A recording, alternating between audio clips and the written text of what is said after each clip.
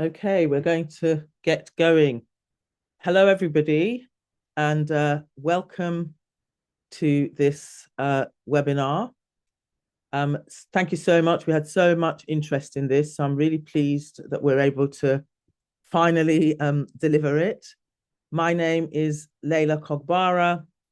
I'm a director at Place Matters, and our mission is to address deeply entrenched inequalities, working with communities in their places, and using what we learn to influence the wider system, whether it's government, health, or whatever, employment. We've done this work that you're going to hear about today in partnership with a number of organizations. So, first of all, we have North London Partnership Consortium, NLPC, which has over 20 years of hosting community information research unit and has been supporting local people in Tottenham to thrive in different ways. We have Roots and Rigor, which is a Black women-led research organization that focuses on issues that are often overlooked. We've got Just Knowledge, which is a relatively new organization that combines data science, really useful research, data, presentations, etc., with lived experience in order to drive social change. What we all have in common is a determination to actually make things better by centering the voices of the people who are most affected in research and in influencing. Special thanks to Joseph Rowntree Foundation, JRF Insight Infrastructure, which aims to democratize access to high quality data and evidence through open collaboration and innovation. And it is JRF that has provided the funds for us to do this work. Most of all, thank you to residents of Northumberland Park.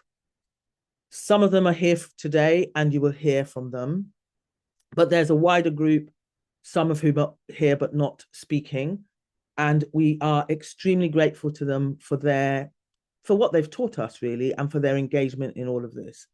And you will hear and see just how brilliant they are very shortly. Okay, thank you. So I'm going to then hand over to Jolyon and Celestine to present.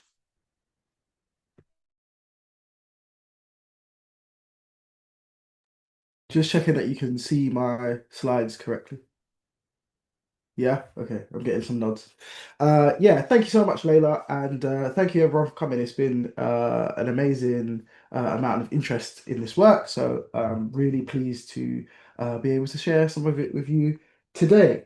Um, Before we get into the main findings of our work with the people of Northumberland Park, we thought it would be important and worthwhile to explain our approach to research, which we're calling data democracy.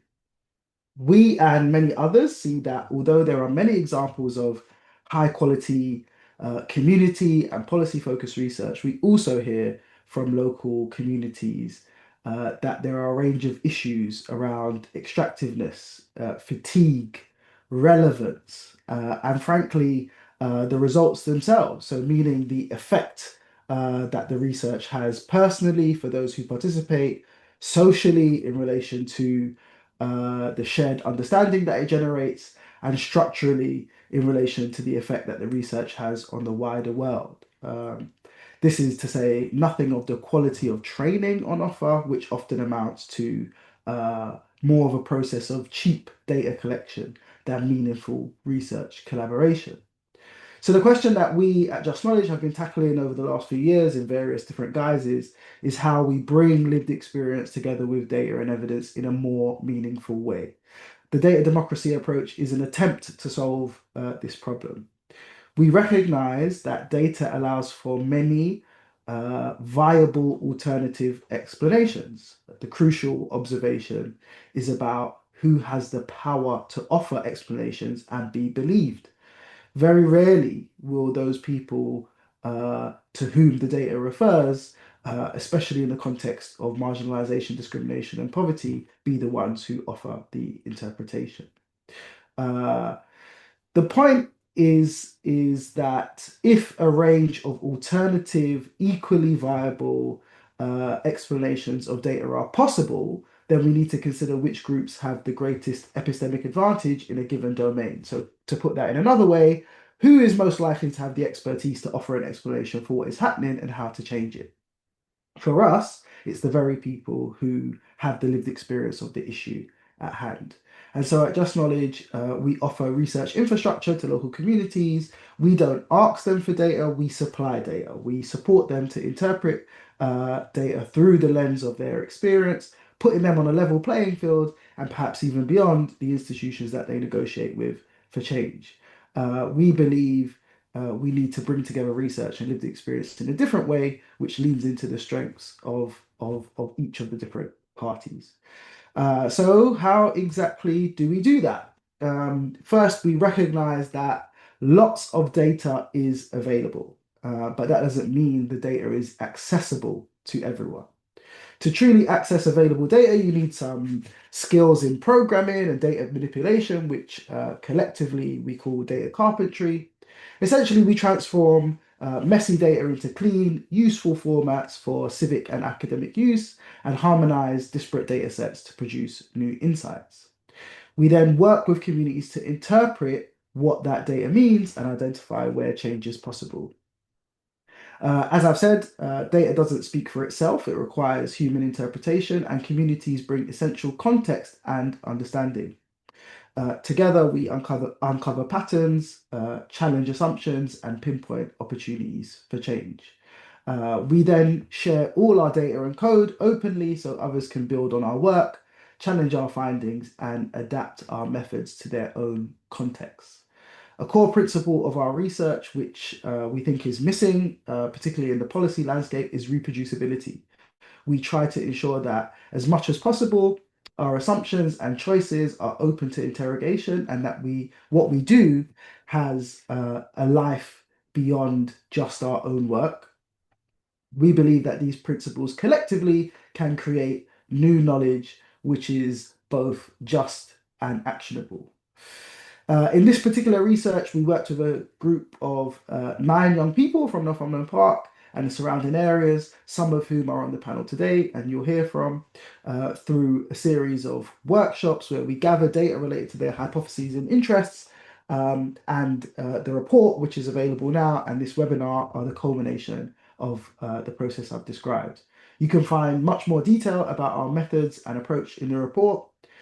For now, I'd like to move on to discussing some of the main findings of the report.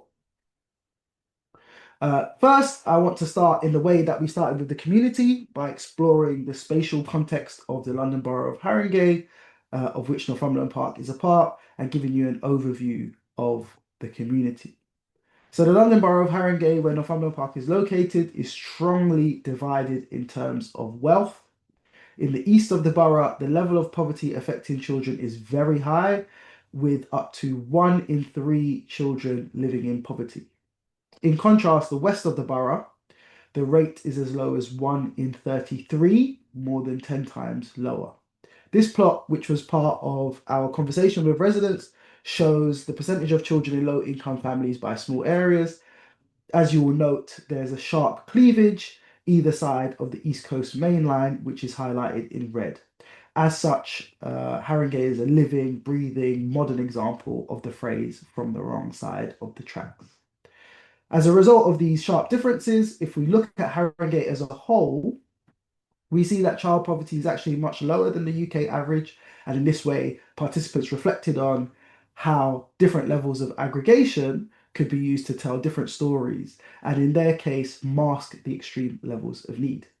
As one participant put it, if you don't zoom into certain streets, you won't see the pain people are facing. And you can put data to make things look nice. At the same time, and as you'll hear later, there has been significant investment in the local area, but which mainly serves those passing through rather than residents themselves. As such, the quote above and the data will show that it appears that the Northumberland Park estate has been left to rot. The key takeaway here is that most of what we describe in this part of the report about spatial inequality was known by residents without the need to refer to external data. They see, hear, and feel this inequality on a daily basis. As a result, I'm sure listeners can recognize that there are not only material effects of this boundary between poverty and wealth, but also social, psychological, and physical effects. Moving on to another aspect of the research, the initial title of the funding for this project when we began was Ethnic Disparities in Child Poverty. And we expected and intended for our discussions to focus on racial inequality. And we all know well that poverty affecting children is unevenly distributed along racial lines. However, the nature of the data democracy approach means that our research interests and questions are led by the people we are serving, and they took us in different directions. Nevertheless, Northumberland Park is an extremely diverse area in relation to its ethnic makeup.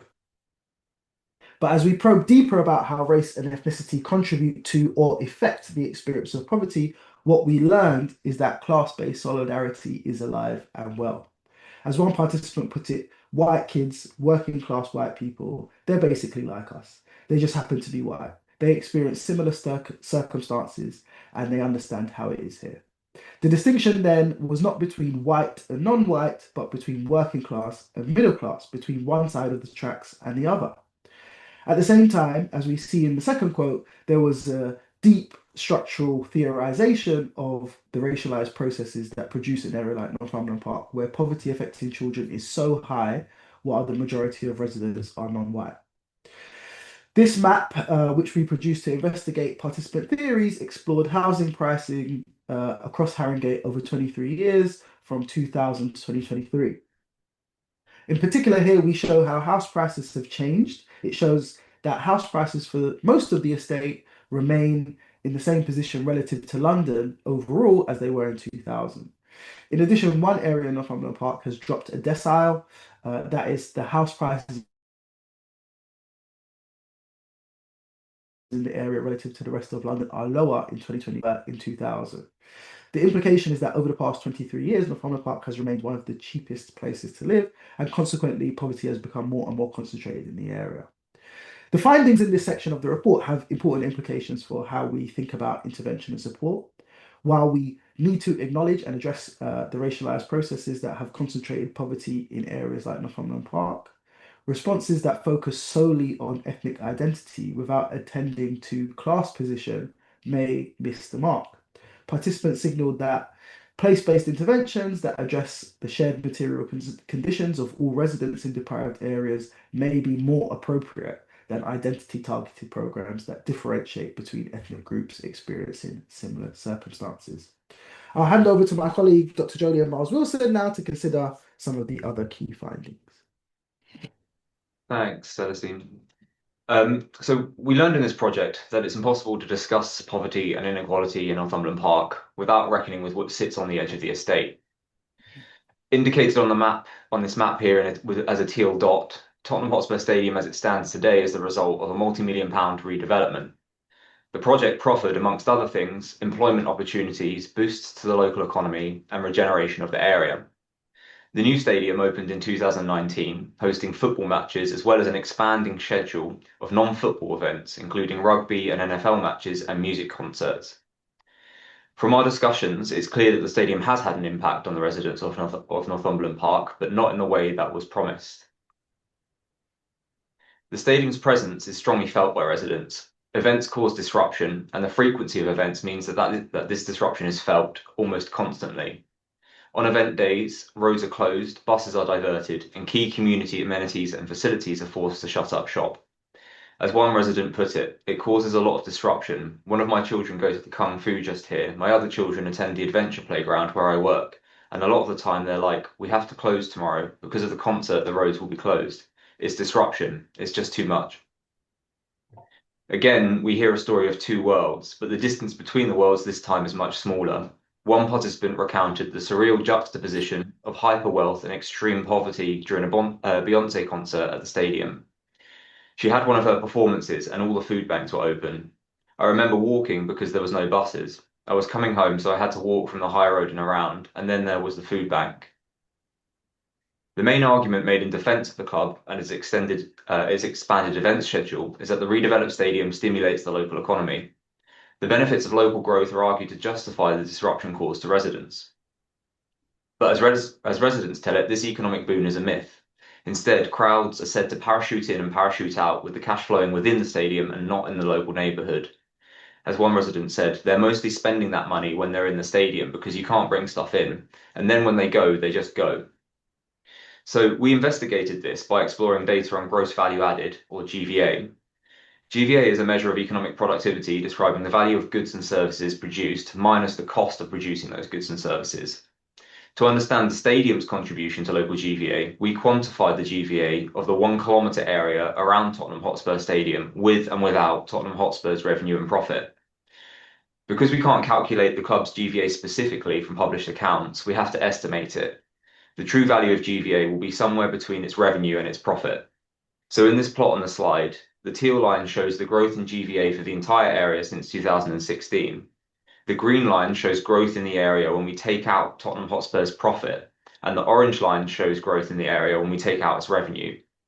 So the value of GVA in the area without the club's contribution will follow a path somewhere between that green line and that orange line. What the plot tells us is that yes, it is true that the area's GVA has grown over this period, but when we take out GVA specific to the club, the growth is lower, slower, and possibly even declining.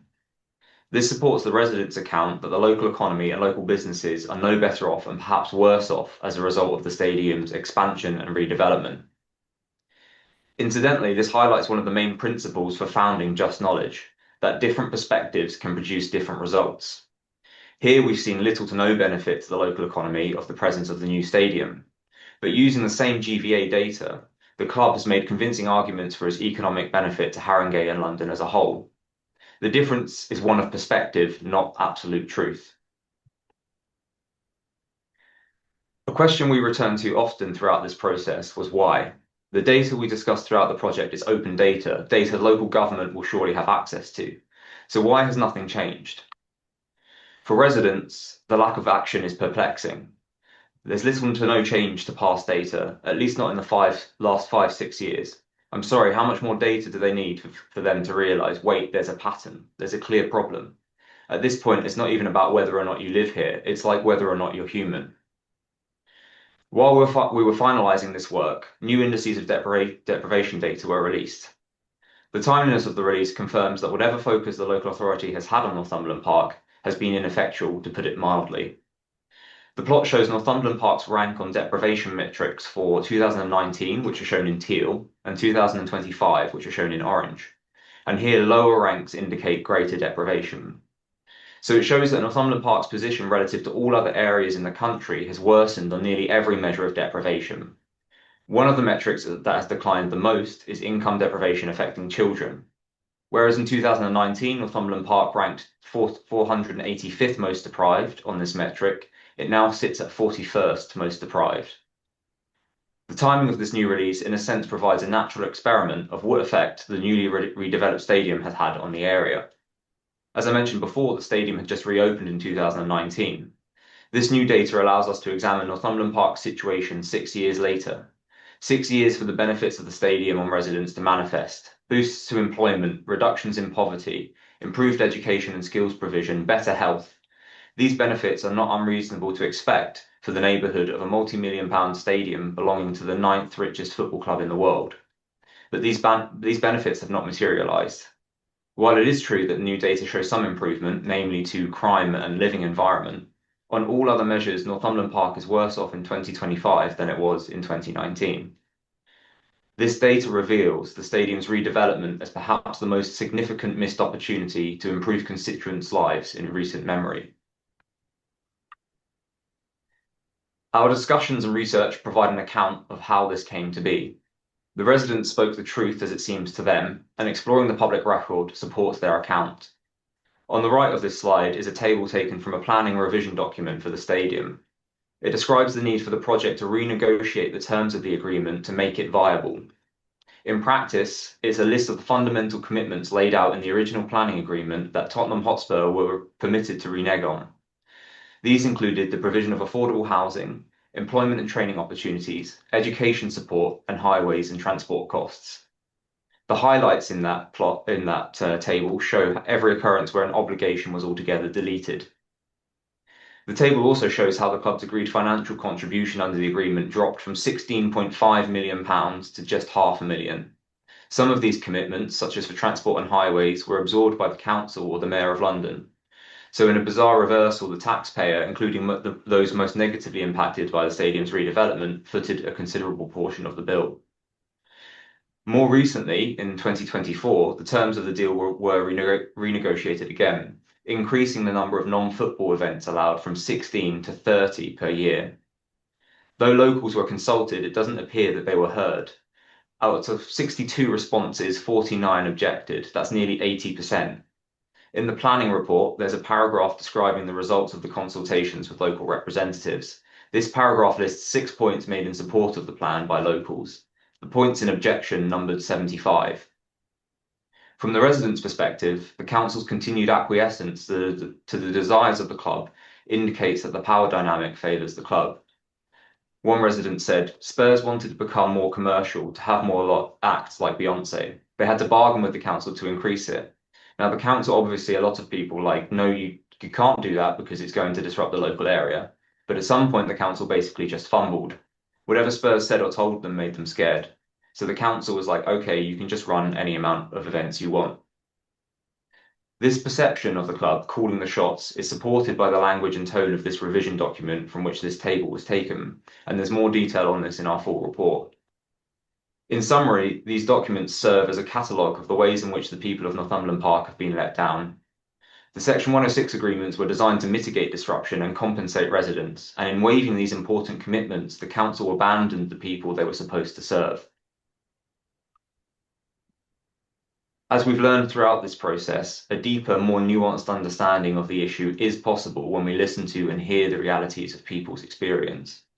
This journey has brought us to entire avenues of investigation we would not have come to independently without the expert insights from our co-researchers, the residents of Northumberland Park.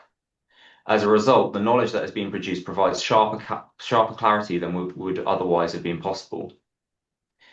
Even with the best of intentions, approaching the issue only from one's own perspective will inevitably provide limited insight, with no guarantee that this truly reflects the lived reality.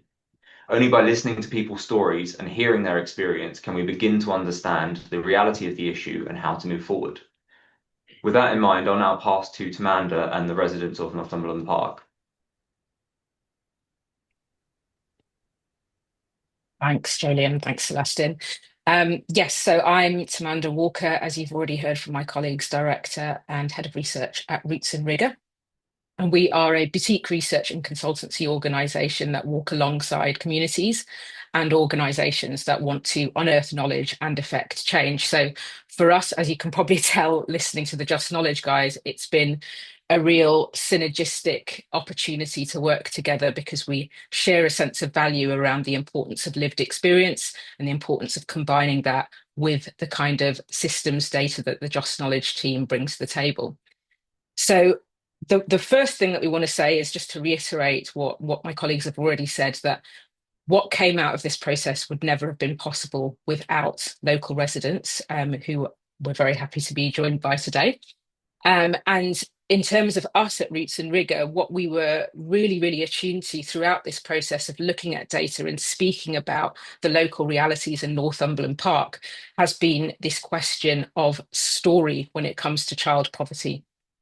We as an organisation tend to pay particular importance to the issue of story, not only as a sort of window into people's lives, which could be potentially voyeuristic if not handled with sensitivity and care, but also as a mechanism for us to really tap into an approach that humans have had for millennia in terms of that helps them to make sense of the world, share how they feel about the world, how they interpret the situation around them with data from their lived experience or from the system, and how they communicate their stories and experiences to others and often to others who have more power than them so that they can push for change. This is something we tend to probably do all quite subconsciously. And that's why we were really looking at this issue in our sessions. And we also, like the team at Just Knowledge, share a recognition that unfortunately we live in a world where people's stories are not given equal weight or equal credibility. And this is why it's so important that today we're able to hear directly from a small number of residents who have agreed to share their own experiences, share their reflections on the process. And this is really an invitation in this next part of the session to really listen to what they have to say about the space that they call home, what stories that they share, and how they have made sense of the data that was put in front of them, or the theories they had around their place. So we have with us today Martina, who you can see on screen. We have Eduardo, who we'll be hearing from last. And then we also have Olivia and Unique, who are not quite on screen yet, but will join us shortly. And I'll be asking each of them the same question and inviting them to share whatever they feel comfortable with. Please bear in mind that the report itself goes into much greater depth, and we acknowledge in this process that it is quite a lot to ask people to stick their head above the parapet and speak to some of the difficult findings that have emerged from the process so far. So they will share what they feel able to now. Please ask whatever questions you have, and if they feel comfortable, they will answer them in the Q&A. So we'll start, well, a question to all of you, which is, how have you found this process? What's struck or stayed with you throughout? And I'm going to start with you, Martina, because you spoke at some length in our sessions about the everyday reality of Northumberland Park. Thank you, Tamanda. Hello, everyone. My name's Martina. I'm one of the local residents. So I volunteer in the area. I work part-time, and I'm also helping out with a lot of things that happen in the local community. Living in an area of poverty is very impactful, because it's waking up with strength that we did not choose to develop. Every day is difficult. The whole area, the whole part of Northumberland Park has a very low vibration, and a lot of it is due to depression, a lot of people walking around not knowing what's going to happen tomorrow, let alone later that same day. It's very difficult. There's a lot of overcrowding houses, there's a lot of damp in homes, there's a lot of resources stretched, both at my local, my job where I work, also at the local schools. There's a lot of resources stretched. There's a lot of meals which are provided, which are very small in amount. When I say small, I'm talking, say, 4 to 5 chips on a plate with half a burger. Now, due to the fact of there being a lot more admissions, a lot more people in the area, and a lot less funding. So a lot of children are suffering from that. There's also a lot of children stressed, hungry, and due to that, but due to lack of sleep, due to the impact of not enough food and nutrition, it then impacts their health as well. There's a lot of lack of safe places for the young children. The youth centres, where I work at the adventure playground, sometimes we have a lack of funding, or staff become unwell, which then causes the centre to shut. As my colleague mentioned earlier, sorry, not my colleague, but as he mentioned earlier, there's also a lot of concerts, events locally, which then cause my workplace at the Adventure to close down, not close down, but to stay closed. There's also a lot of local shops closed down, just even along Park Lane. It's really bad to see. It's like just looking at an area of abandonment. So it's really not ideal. There's a lot of high rent in my area. My home in particular has a very high rent due to it being a private accommodation. And there's not enough wages. So the wages are very low and the income is very high, which impacts so many. A lot of families nowadays are having to choose between rent, bills, and food on a daily basis, which is obviously foundation. It's necessity for everyone. But to have to make that choice, it really shows the dire need. And the struggle to access healthcare is really difficult as well in the area. When I say the struggle, I'm talking about you have to wake up and call the GP 8 a.m. in the morning on just Park Lane, which is close to me. And by 8:10, all appointments are booked, fully booked for the day. Thursday's half day. So if you don't call the Wednesday or the Friday, you've missed out. So it really is difficult. And a lot of this impacts it impacts us families, it impacts the children, it impacts businesses, it impacts so many people. The same businesses I mentioned which are shut down is in the shadow of Tottenham Stadium. It literally is very close to the stadium. The Golden Place, which is very successful, which is seen and visited by thousands of people every single month. Yet, if you look just behind there, there's places that are permanently closed because they cannot afford the rent, and it really sets a low sense of feeling in the area. A lot of these problems are not personal issues, but they're structural problems. So with this, a lot of it is due to lack of funding, limited resources, as I mentioned earlier. Also, it's to do with decades of underinvestment in the area. Lately, they've been talking about a lot of regeneration works, but sadly, again, it won't really impact the local residents. It will only impact them in a sense of displacement, which is not what we want. But despite the difficulties, there is a sense of a very high community pride in Northumberland Park.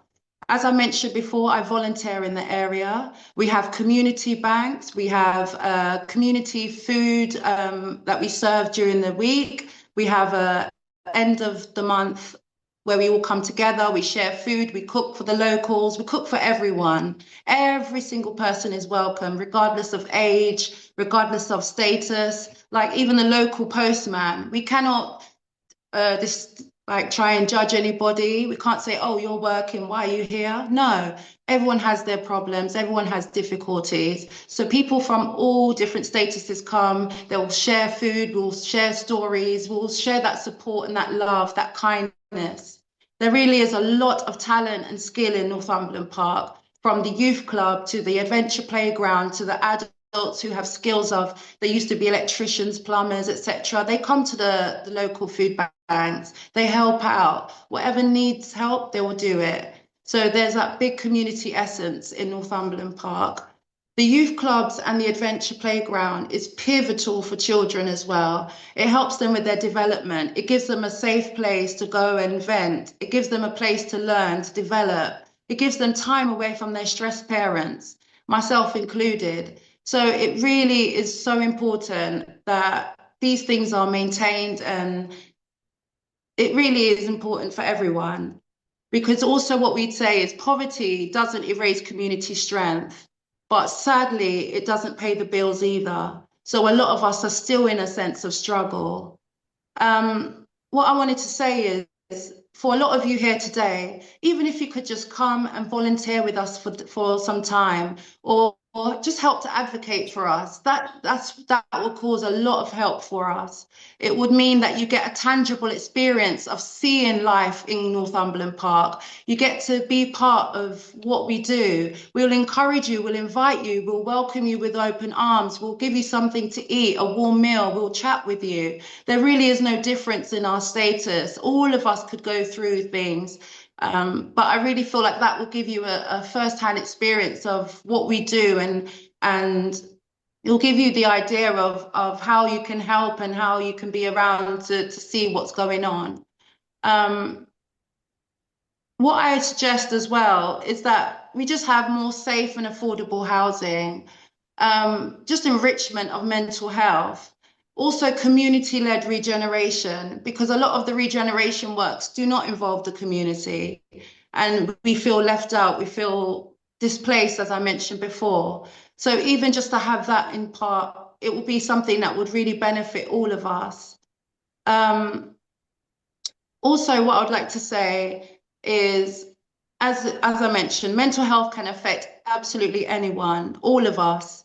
So it's not about poverty stealing potential, because that's not what we're here to speak about. What we're here to say is that the awareness is what gives it back. All we want to do is share the awareness with you all. We're not here to put blame on anyone. We are just here to say, look, help us, please. We are asking for the help. We're raising the awareness. We want to invite you to come in and share the time with us, because there is a lot of dire desperation. However, the community essence, the power, the love, the strength is what keeps us all going, keeps us all strong, keeps us all in a very upbeat sense of being there for one another, the support, the love, the care. So thank you for listening to my story, which is also impacting so many others. I'm glad that I'm able to be a voice for many of the other residents who feel that their voice may be unheard or they may not be valued, but I really want to speak on behalf of all, and I want to thank you all for the time to allow me to speak today. Thank you, Tamanda. Thank you, Martina. It was really helpful call to action there, and also just really helpful the way you laid out how completely how there are many different factors when you're looking at child poverty, but also just how strong that sense of community spirit is, which we also saw throughout the project.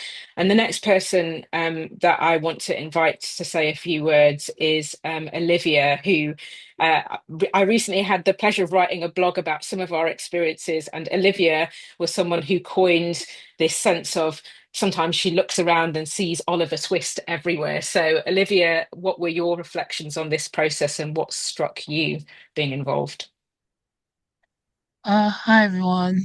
Um, yeah, I'm a resident and also have been involved in youth and community work in the area and London wide as well. Yeah, so my experience on the project, on the research project, um, it was okay. How do I say this? I wasn't too surprised at the despair of the research that came back, like the data. But I was upset with the fact that things had gone worse. Um, if that makes sense. So I wasn't surprised at the state of the research, but I was surprised at the fact that even as we were researching and as we were going through the process, more new data kept getting like worse and worse and worse. So that was a bit unsettling. But I guess I'll start with the positive really quickly, is that I did enjoy like connecting with others in my community as well, and all of us speaking and learning from each other and sharing ideas on what we would like our community to be like and what we reimagine for it. And in terms of the Oliver Twist theory that Amanda mentioned, so um I hope everyone's probably familiar with the story of Oliver Twist, the little orphan boy from the Victorian era who was exploited, him and other orphan boys who were exploited by a landlord. And they would go up and sweep out chimneys and they barely got any money and stuff like that. And the reason why I brought up Oliver Twist was one of the datas that we saw, and I asked a question about whether or not child poverty now is similar to child poverty back in the Victorian times. And the reason why I mentioned that was to do with the class system. Because I've always thought that there's a probability that the class system that we are experiencing today is very similar, if not the same, to that of the Victorian time. And now it's just that we're experiencing the offset of it. So the worst, like, consequences of it being stuck, but now it being rejigged where the middle class is literally disappearing and the impact that is having on working class and lower class families and communities.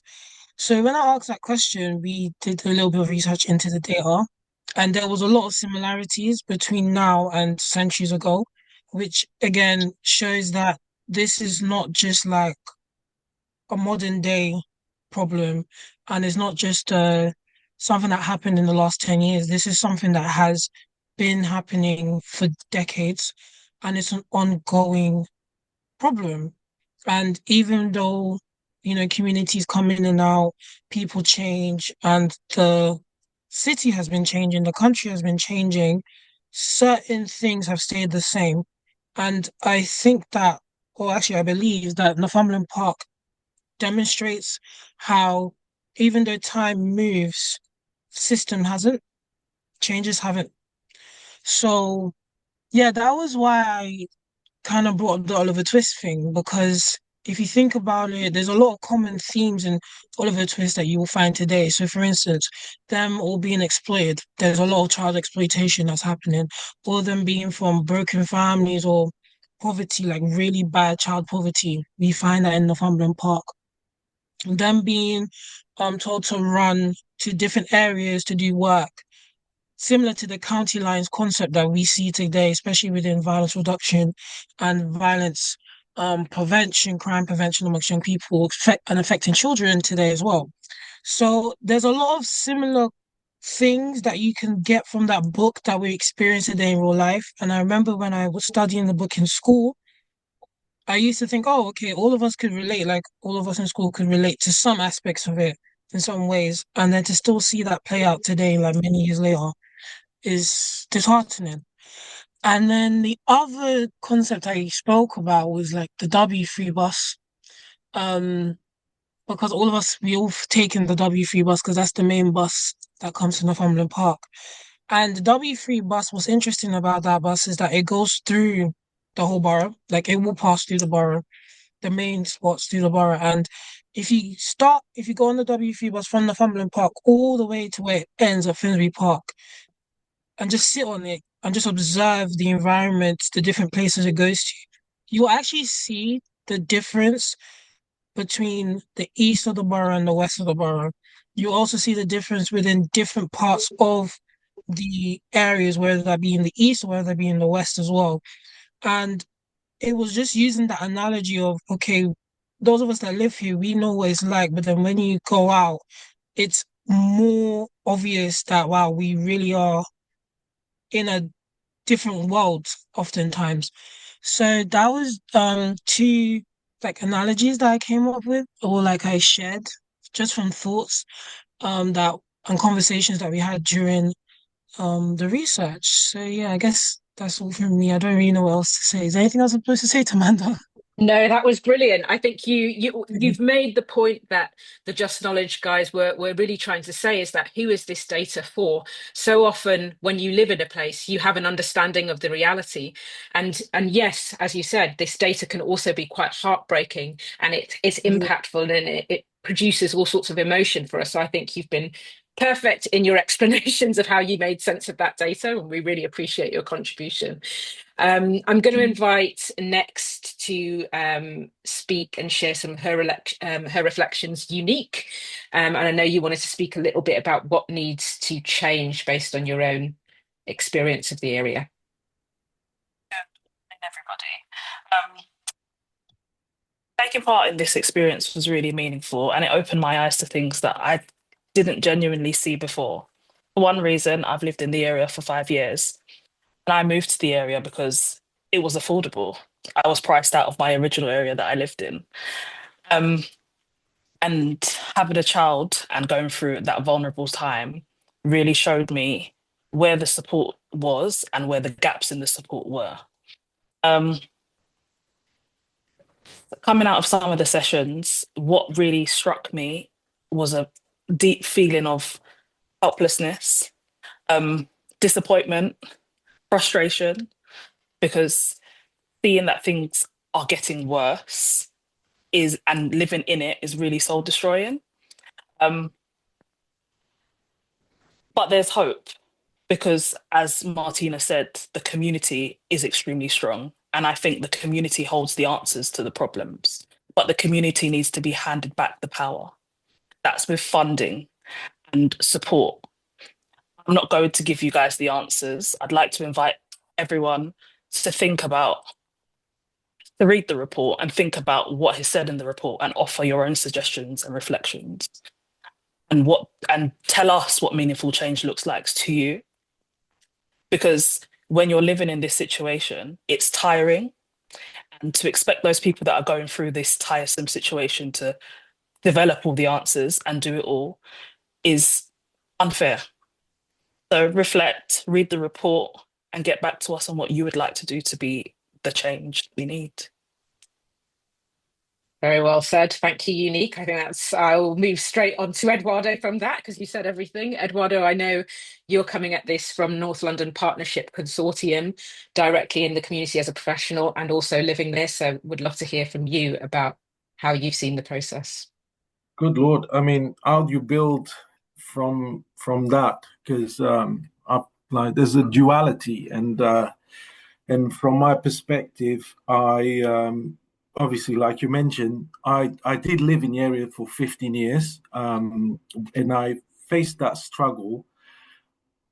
But I'm one of those that kind of like left the area, but never left the area, in the sense of I chose to come and work in the area because I've got an emotional attachment to it, which leads me to there is an emotional dynamic to this work that we've done. There is an emotional dynamic, and therefore there is emotional language that I even picked up and related to in the report. Guys, please read the report. Is striking. Is based on our lived experience. I'm one of those that left the area because I couldn't manage the area anymore from a resident's perspective. But then I feel like I need to give back into the area. So from my professional perspective, this journey has been very emotional. It's been from the perspective of I felt like we're swimming against the tide. There's the local economic factors are not stacked in the favor of development. So in my perspective, it's really about infrastructure, and it's not just the physical infrastructure as we've seen on the example. It is more about the social infrastructure that needs to be brought into a point where people that, for much of a better word, are not wanting to get into sort of like poverty porn or anything like that. We've got an underclass in Northumberland Park that there are invisible groups that are to an extent exploited by being the most vulnerable. And I'm being emotional with my language on purpose because something needs to happen. We've come up with some recommendations, but for me, the biggest realization is that for me personally was that I was not the only one experiencing these things, and we need action. We need the action. We need clear action, quick action that enables resident social capital to be recognized, because not everyone in Northumberland Park lives in misery per se. There's a lot of social capital. There's a lot of skills. Even one of the graphs that show actually demonstrate that education is one of the aspects that we are doing quite well in. Better than the others. We're not doing quite well, but we're doing better than the others. So we need to recognize that hyperlocal social capital and capitalize on it. So it's about putting in the infrastructure. But before that, we need to change the language, because I think that personally, the terminology around child poverty, a child is not poverty alone. There is a narrative that is not conducive of supporting families to provide their children with the right resources for them to thrive. And that, it goes from like their ability to have a decent breakfast in the morning through to even having the right space to do their homework and so on and so forth. So it is quite emotional because it's to do with human dignity. I'll talk about the idea of having a Northumberland Park Endowment Fund at last, but I think it's really about moving away from the repetitiveness of project-based funding and having something that is consistent. It might not be as much, but it's consistent and is about investing in people, investing in skills, investing in the social infrastructure on a long-term basis. Because 2-3 year funding, yeah, it's great, but 9 times out of 10, as it's been highlighted before, the larger organization, including statutory and obviously private sector, will have the infrastructure to actually compete and sometimes even cream the top of the fund and then sort of like commission local organizations to do the donkey work for their kind of like shiny reports that will perpetuate their own kind of like structures. This is about like really grabbing from the bottom up. There are failures, and I'll classify that as failures because I'm someone that worked in Haringey Council for a while. I worked for Haringey Council for a while, and even in regeneration, I could see that the priorities were probably not aligned with the betterment of their constituents. And this is where I think that the council really needs to take a look at themselves and take greater responsibility to ensure that the people that live in Northumberland Park, that pay taxes, pay council tax, that vote politicians into their places, that they are respected and they are actually put forward as a priority. And having said that, I also want to flag that one of the possible solutions is actually, and it's not a difficult one, is about having big corporates contribute to a Northumberland Park Endowment Fund that will enable this social infrastructure to be created and to remain. So with not a lot of money, we are able to actually create sustainable solutions. But those solutions need to be monitored. Those solutions need to be basically locally managed, and there needs to be a system of accountability that is not managed by the council, is not managed by Spurs or any of those. It needs to be managed by local residents, supported by local organizations.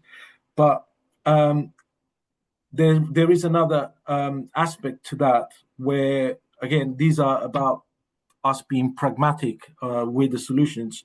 There's so much more that we could do, but I think that one of the priorities is about continuing this data democracy exercise, whereby there needs to be continuous data monitoring, and that needs to be ongoing, that needs to be locally managed, they need to be supported by organizations like Just Knowledge, or the organizations that put this report together. Locally, we've got CIRO, Community Information and Research Unit, whereby we could partner with Just Knowledge to carry on this exercise and being accountable to local residents, to the people that live here. Because ultimately, this is, there are numbers, but there's a sensory aspect to it.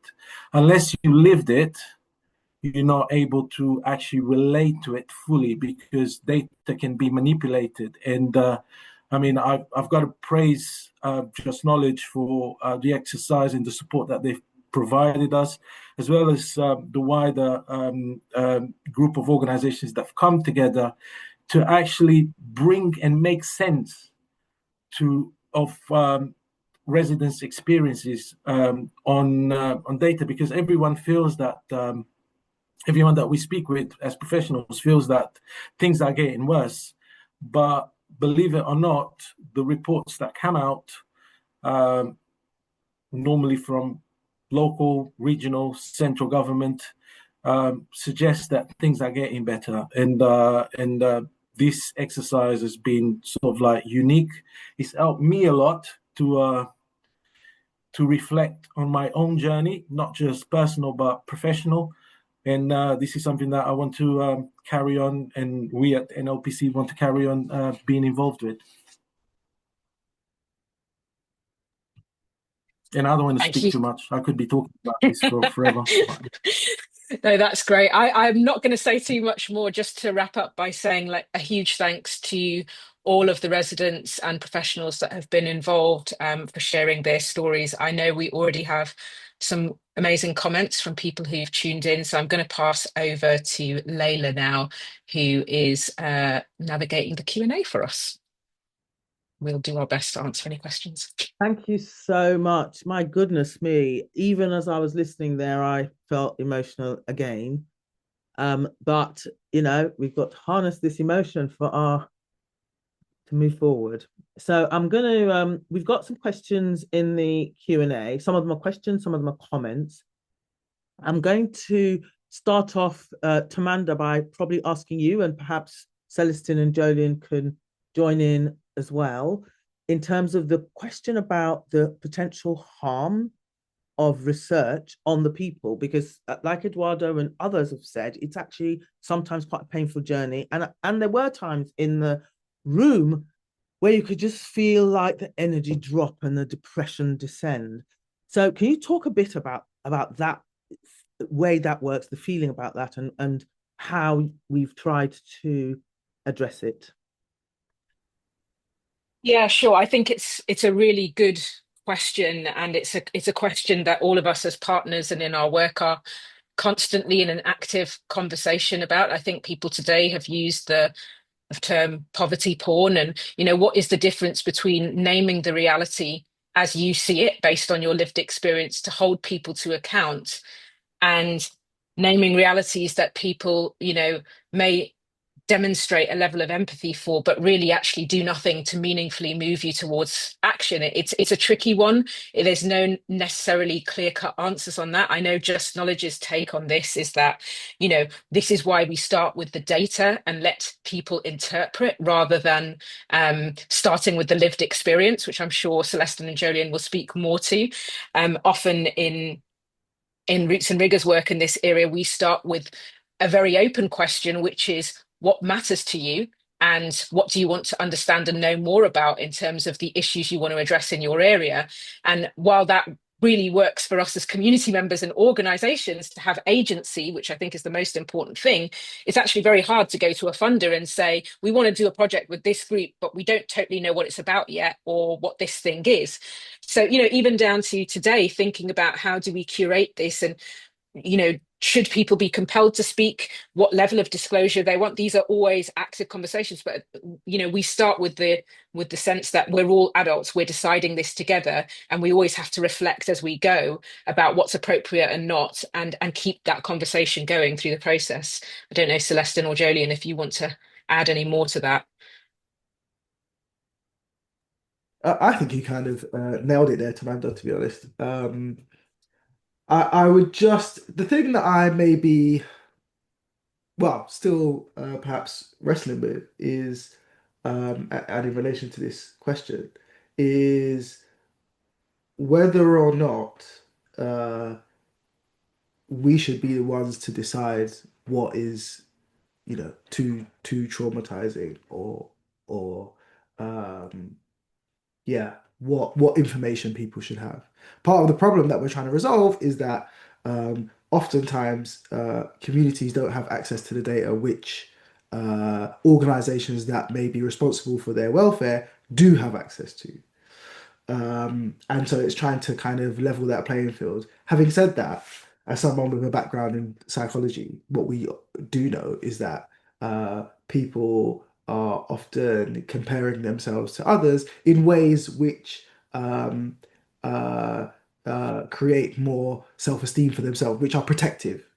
So if you remember when we first had the conversation about the index of multiple deprivation numbers, we were talking to folks about where in the UK is in deep poverty, and many of them, because we're in London, said, up north. The traumatizing part is to realize that actually are much poorer than the people up north, or at least equally as poor to people up north. So yeah, it's a thin line. It's something which is difficult, and we always have to keep our ethics hat on throughout these processes. But for me, there is something about not withholding the truth from people. So yeah, that's how I think Yeah, about it. yeah. Even when it's pain, because you can turn pain to power in a sense, and perhaps, hopefully, that's one of the things that we'll do. And I'll come back to that in a minute. But I was just going to personally pick up the questions that were asked, and others might want to join in about the responses from Tottenham Hotspur Football Club and from Haringey Council. Yes, we did engage with them. Yes, we fairly early on actually gave them the opportunity to comment and discuss. Quite late, they sent us the council sent us a response, which is added as an appendix to the longer report. So we've just published it as they sent to us. So that's there. What I would say is that what was interesting was that it didn't lead us to change any of the things that residents had said. So it didn't overturn anything that they'd said. Similarly, Spurs sent some information. They said, oh yeah, we've got lots of stuff, our foundation does stuff and so on. But again, it's like that, none of that changed any of the reality. So there was a real issue around what the response. I have to say, I mean, I was not happy at all, I have to confess, about the responses. And I had to hold back. But then I had to reflect on myself. I used to be working local government. I was a senior person in local government. And I look back and I think, you know what? I would have done harm in my role as assistant chief exec in a local authority for the lack of really listening to people in the community about their reality. I tried to some extent, and I would say I was better than some, but most of us didn't have bad intentions. It was just you get this system pressure to deliver goods, targets, and there's something I talk about, which is hitting the target and missing the point. So I could produce numbers to say, yeah, we're doing well and so on, but actually it didn't touch the sides of the experience of residents. So I would say, I don't believe that for the council that there's any bad intention for the individual council officers, but when the system gangs up, it fails to do its job. And I think we all have to fess up to, whether we're local government, whether we're funders, whether we are NHS or whatever, the first thing to moving forward, people have asked, well, what can be done to move forward? And I would say one of the first things to do is to look genuinely and honestly at what it is that we do, and we honestly pursue a different perspective on this that centers the people that are affected. So that's what I would say in terms of the council. I think my impression is that Tottenham aren't bothered about it's not that they don't see that as their job. And I think that came up in the conversation actually with the residents, where some people said, well, actually, it's not their job. It's not Tottenham's job to look after the residents. Jolyon. Yeah, thanks, Leila. Yeah, just to expand a bit more on sort of the stadium's response and sort of the fact that it didn't fundamentally change what ended up in the report. And I think this builds on what we've talked about already, to do with perspective and to do with invisibility and how you can sort of use data in a way that aggregates, that sort of leads away from, not saying that this is done intentionally, but I guess the main point is a lot of what we got back from Tottenham Hotspur concerned how the benefits to Haringey as a whole, or the tri-borough area of Haringey, Enfield and Waltham Forest, or London as a whole. And we didn't really get any answers about specifically Northumberland Park and the immediate area around the stadium and what they're receiving. So I think that's fundamentally why nothing really changed in what we report, because we didn't get answers to the questions that pertain specifically to Northumberland Park. And that's another example of how data can be used. So if you are looking at this from a London perspective or a Haringey perspective, you might be able to show great stuff happening. But the point we were making, that was the response that I sent back to Tottenham, was, but what about the people in Northumberland Park? And that was not responded to. So that's, you know, how you even this whole thing about knowledge production, how you aggregate the data, the units has been mentioned previously at the start of how you measure, what you measure, etc. You can show London as a booming city, or you can really focus in on some of what's going on. I'm going to, in response to some of the questions about what can you do, I'm going to ask Martina, when we were talking about this, you came up with some thoughts about specifically how spaces and people coming together could happen in reality. Do you want to say a little bit about that? Yes, thank you, Leila. So in regards to the local area, I really feel like obviously child poverty is a thing, but it really needs to be where a lot of uplift, a lot of enrichment programs for families are done in particular.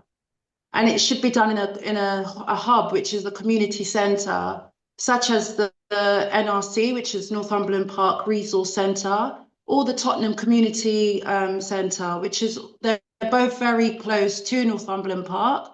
One is on Northumberland Park, very close to Northumberland Park Road, Park Lane. And I just feel like it's important to implement as much enrichment. Yes, it's great having food banks and different things, but it gives people a sense of independence. It will give people a sense of confidence. It will help people work on themselves, build skills, build courage to even continue helping others, to feel the confidence to go out there and apply for work, to do more to enhance and better themselves.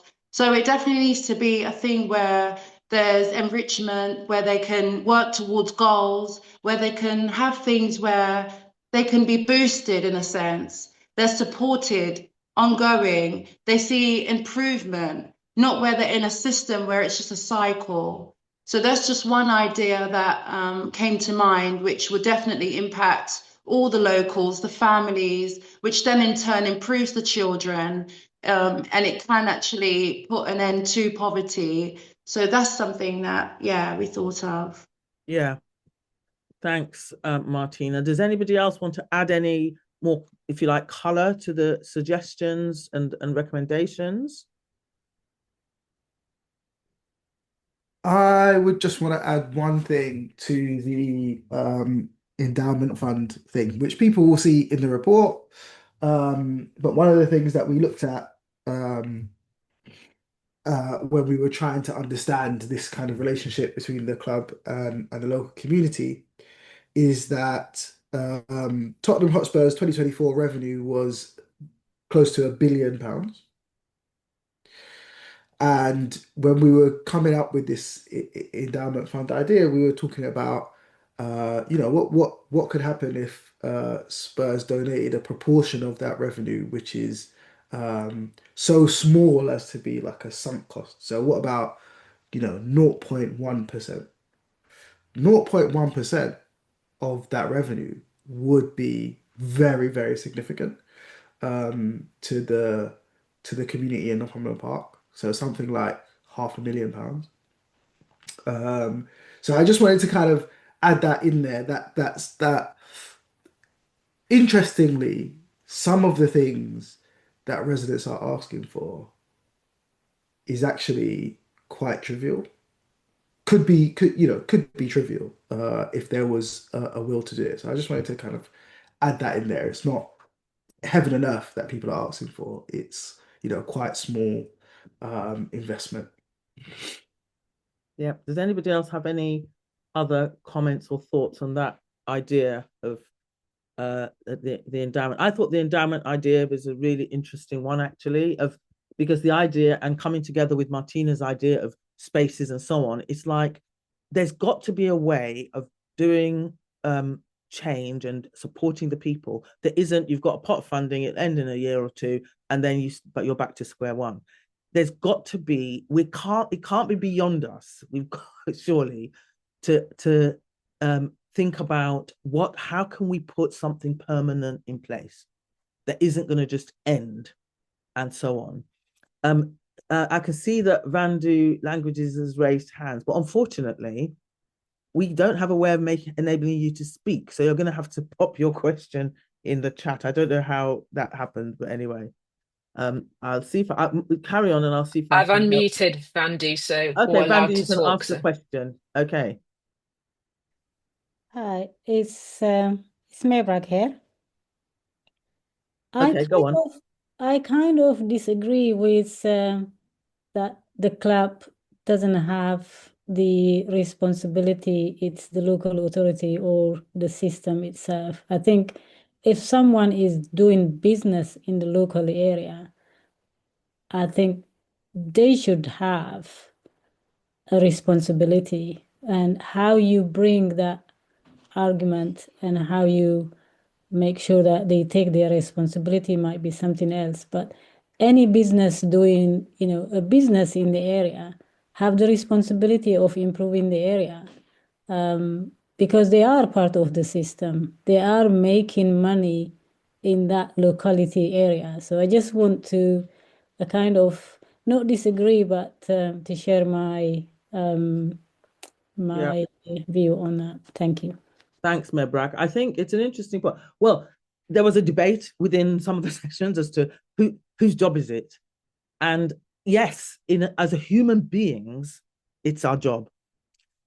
In terms of if you look at the job description of a large corporate, they probably have something to do with social responsibility. And Tottenham would argue that they're fulfilling some of it. So the question is actually, fundamentally, if that doesn't happen, there is something about who are the representatives of we the people in the end. Because personally, why anybody should be a billionaire is a mystery to me, really. And why anybody should earn less than they can live on when they're working all hours is also a mystery. So there's a big system thing going on. So Mebrak, I agree that in an ideal world, they should have responsibility. But I think that there's something about the democracy working for the people. And that means including getting the private sector to do its bit to contribute to humanity. And to be fair, some private organizations do. But if they don't do enough, if they cut what they're supposed to give from over 16 million to 500,000, and there's no law to stop them doing that, whose job is it to stop that happening? Anyway, a couple more points. I'm just going to whip round the room and allow unless there's any, I'm trying to look. I don't think there are any more. There are a couple of questions. Okay, I'm not properly looking at questions. What are the questions? Pick up a question from the question and answer it if you want to. That's your last chance. Everybody for like a minute each. Okay, I'll quickly pick up the ones that I've seen then. There's one from Gareth Rees from My Society, who we've worked with before, who asks, what kind of things do you think are needed to better enable local residents to do, more or better ongoing data monitoring to help shift control of accountability measures? We should work together on this, obviously, Gareth, as we've done before. But of course, there are, dashboards and other things could be made, right? Data could be made to be more accessible, as I described earlier, and that would be a good thing. However, something about this approach is actually about the qualitative part. So it's not just that the data is there and people can see it, but also taking people through a process by which they can start to interpret that data and come to some conclusions about that data. But nevertheless, having the dashboards is step one, if you see what I mean. So having that accessible data is kind of step one, but we do also need to have a process which incorporates a kind of qualitative approach as well. And I can see others want to come in. Should we stick on that? And stick on that if that's what you guys want to come in on, and then Cez can come back with anything else that you want to answer, and then wrap up this bit of the session in about 3 minutes, if you don't mind. So, Tamanda, do you want to go first next? Yeah, I mean, whether it sticks on it is one matter, but I was actually responding here to Sarah Hadfield's question about whether we support communities to advocate for change and lobby. And this does build off what Celestine was saying in a way, which is that Yes, we do, and we can in other contexts. So at Roots and Rigor, we use storytelling, and we have a sister company, II Studios, which we use to use media and as powerful tools for campaigning and storytelling. We've also worked with an organization called Connected by Data to do advocacy and systems change around Black maternal health in Birmingham, for example. But I think to go to Celestine's point, this is not only about the qualitative stuff, but it's about the agency of the people who should be in charge of what happens next.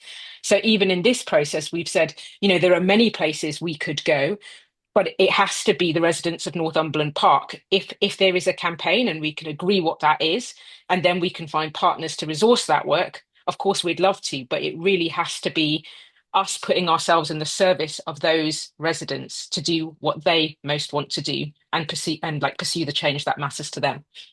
I love that, in the service of residents. That's what I'm going to have as my motto for the rest of my life. Jolyon.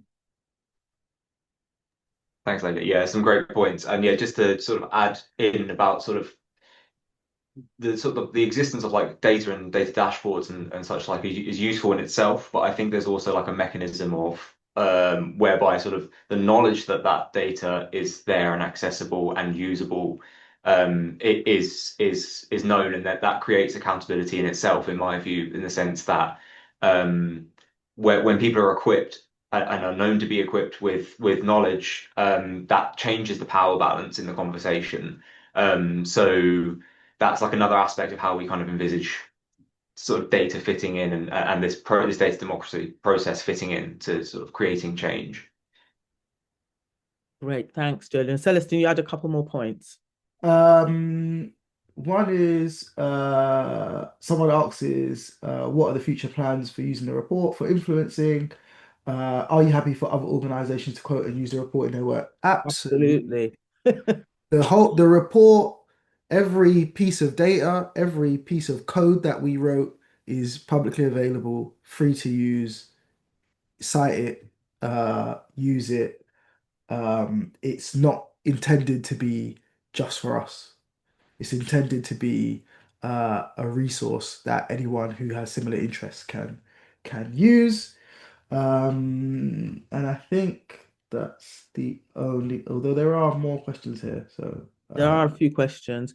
Hopefully, some of the questions, I didn't particularly try to answer all the questions that are in chat, because some of them will be answered in the report. And sorry, it only came out yesterday, so most of you won't have read it. But some of the questions will be answered by the report. So thank you for that, and thank you, everyone. And I think that the point about using the information, the data, etc., is an important one, because for all of us organizations and the people involved, our primary thing is to empower, not to hold and to hoard data and information so that we become the experts and so on. But actually, anybody who can, we've used a Creative Commons approach so that anybody wants to just say where you got it from and acknowledge, just so that particularly the residents of Northumberland Park are recognised. But yeah, otherwise go ahead and use it. Celestine, I'm going to come to you for final, unless anybody else has a last minute. No? Okay. Come to you for your final reflections on this. Thank you so much. Earlier, I talked about some of the core principles of the research, and I talked a bit about reproducibility, which we just kind of talked about. So everything's out there in the world, anyone can kind of reproduce it.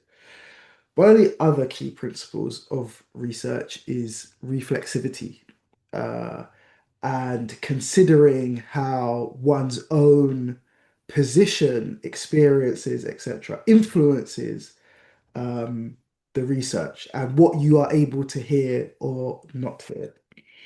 And so I should reveal that I am also from Northumberland Park. I grew up in Northumberland Park. I went to school in Northumberland Park, and I lived in Northumberland Park until my sort of early 20s. And so this project has been particularly important to me because of that connection I have to the area. And I have to say, it was mentioned earlier, I think it was Olivia who said it, um, things getting worse is quite traumatic. But from my perspective, which is a kind of similar perspective to Eduardo, I guess, um, actually it's been getting worse for like 20 years.